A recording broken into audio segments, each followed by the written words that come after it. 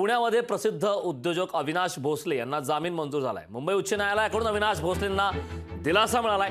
1 लाखांच्या जात मुचलक्यावर अखेर जामीन मंजूर करण्यात आलाय। येस बँक DHFL घोटाळ्या प्रकरणी अटक केली होती, त्या संदर्भात आता जामीन मंजूर करण्यात आला। या संदर्भात ताजी अपडेट देण्यासाठी आपले प्रतिनिधी चंद्रशेखर भांगे आपल्यासोबत जोडलेत। चंद्रशेखर, अत्यंत महत्त्वाची आणि मोठी अपडेट आहे। पुण्यातील प्रसिद्ध उद्योजक अविनाश भोसले यांना जामीन मंजूर झालाय, काय याबाबत सविस्तर सांगाल?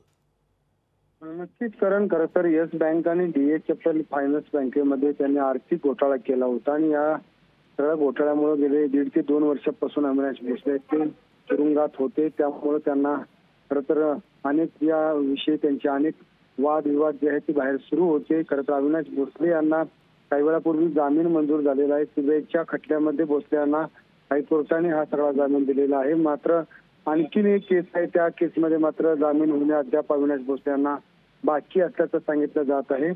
खरं तर पुण्यातील अविनाश भोसले हे मोठे उद्योजक आहेत म्हणून समजलं जातं। ABIL नावाची त्यांची फर्म आहे। पुण्यातील गणेश रोड गणेशखिंड परिसर जो आहे त्या ठिकाणी त्यांचं भलं मोठं कार्यालय आहे आणि या कार्यालयातून त्यांचं सगळं कामकाज चालत असतं। खरं तर राज्यातील एक बडे नेते जे आहेत त्यांचे सासरे सुद्धा अविनाश भोसले आहेत आणि या सगळ्याच विषयी त्यांचं जे आहे ते गेल्या 1.5 ते 2 वर्ष जे आहेत ते कारागृहामध्ये होते। करण, नक्कीच चंद्रशेखर, खूप खूप धन्यवाद या सविस्तर अशा माहितीबद्दल। लोकशाही मराठी ऐका, पहा, जागरूक रहा।